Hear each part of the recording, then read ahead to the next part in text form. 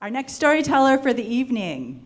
A dad grapples with his young daughter's role in a Tenderloin play. Please welcome Mike Sela with his story, The Theater Bug.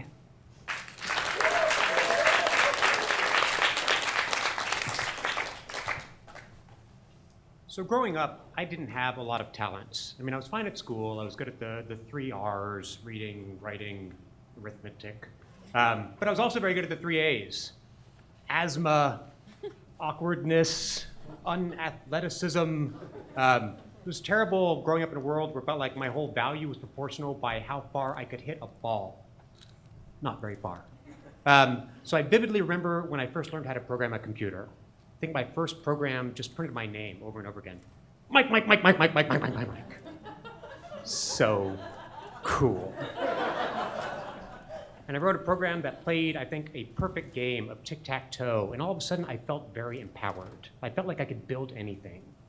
So when my wonderful daughter, Parker, was born 20 years later, I wanted to give her that gift. I wanted to give her the gift that whatever she could imagine through the power of logic, she could make real.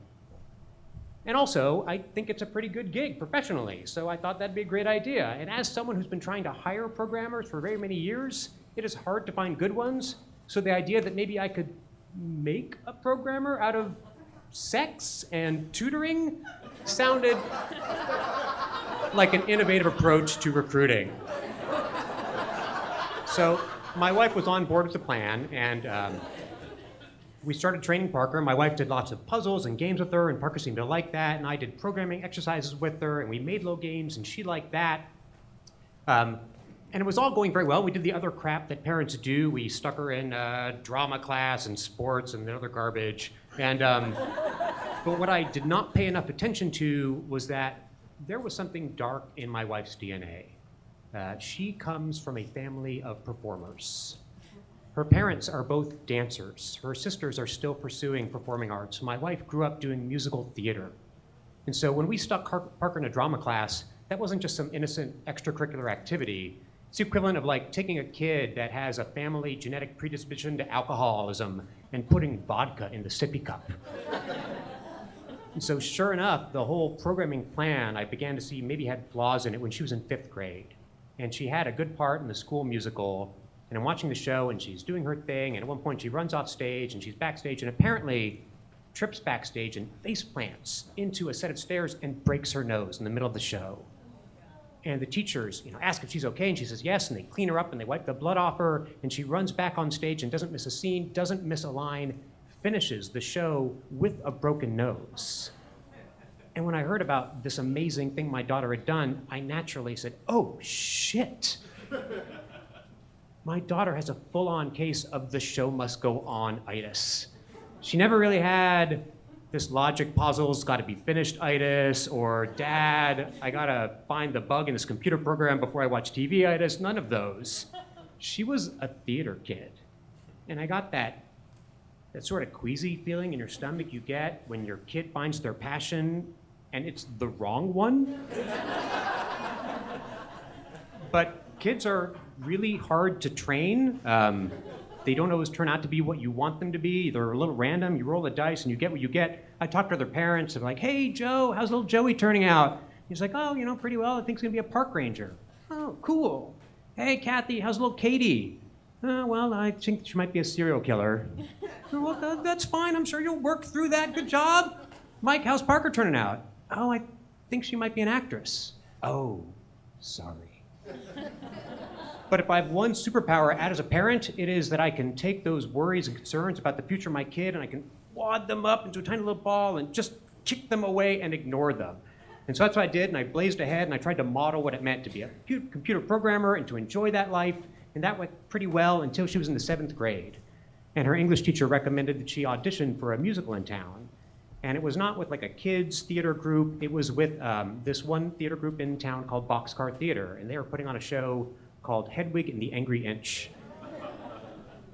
For those of you who are not familiar with that show, it is a rock and roll musical that tells the story of a young, self-described girly boy, Hansel, growing up in East Berlin, who falls in love with an American male soldier. In order to marry this soldier, undergoes a sex change operation, which does not go well. And Hansel, now Hedwig, is left with a 1-inch mound of flesh where her penis used to be. And this is the show that my daughter is auditioning for. And I turned to my wife and I said, honey, I don't think this was Bill Gates' career path. And she says, it is fine, Mike. It is just musical theater. It's just a show. It's just a little bit of vodka in the sippy cup. So we went forward with that plan, but I wanted to feel more comfortable with it, so I talked to the director and just wanted to tell him I wanted to hear about the show, and it turns out that he doesn't really like theater, so we had that in common. So he liked to make his shows kind of interesting and weird. So he was going to take Hedwig the Angry Inch, a show which is arguably, objectively, already pretty weird. And he wanted to turn his theater into sort of a nightclub with catwalks and a stripper pole coming down from the balcony. And he wanted to take the main role of Hedwig and turn it into 12 different parts filled with actors and actresses of different races and genders and colors, just a rainbow of Hedwigs. And Parker was going to be one of those. She was going to be Hansel, the young Hedwig. And so I walked out of my nice tech job several days a week, and I brought Parker to her theater just a few blocks from here at 6th and Mission, not a great neighborhood. And I would bring her to the theater and hope that she was safer inside the theater than outside. But as the director had promised, it was pretty weird in there. My wife remembers dropping her off one evening and installing Parker in the dressing room, and Parker sat there quietly and peacefully in the dressing room reading her book, because she's a sweet little child. And on the other side of the dressing room, one of the Hedwigs was getting ready for his all-nude onstage scene by spraying hairspray onto his penis. I know how hairspray works. I know how penises work. I have no idea what the combination of those things is actually supposed to do. The only thing I know is that if you did that in my job, if you come to my office and you spray hairspray in your penis, you're having a really awkward meeting with HR. That is just not a thing that happens in my world. But Parker was not fazed. She loved those rehearsals. She loved going there. She was in her element. And she was really looking forward to the show opening. And sure enough, improbably, somehow, this ridiculous show with the stripper pole and the 12 Hedwigs and the too much hairspray actually opened on time. And so my wife and I, we had seats for opening night right by the catwalk. And I remember the show opens and the first of 12 Hedwigs comes out. And he steps on stage and he's got this ridiculous big blonde wig, Farrah Fawcett style. And he's dressed in sort of like a punk fishnetty vibe. And he launches into a really campy monologue. And then the first musical number, Tear Me Down, starts.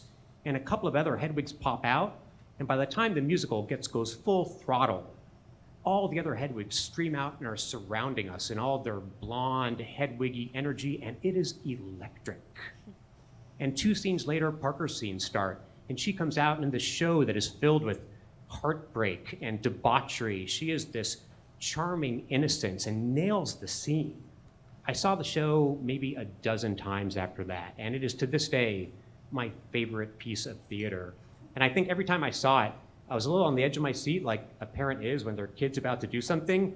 And there was no need for that. She nailed it every time. She is a pro. And I really enjoyed watching the other audience members. I would sit back, and as all the Hedwigs stream out, and as they were like surrounded by all the Hedwig love, I just saw the joyful amazement on their faces. I'm like, all right, there might be something to this theater thing. I have written a lot of really satisfying computer programs. I mean, that whole Mike one, very self-affirming. But I will admit that there may be other ways that you can turn ideas and thoughts into something of value, and theater might be one of those. So Parker now, she is studying theater in New York, and she is specializing in fight choreography, which is badass, and I am super proud. And when I told her that I now stand in stage in front of people and do these things, she said, oh, that's cool. If you want, this summer, I can help you work on that. And I said, yeah, that'd be great. And so not to put like a stupid thematic bow on this, but I tried really hard to raise a programmer kid, but she did a much better job of raising a theater dad. Thank you.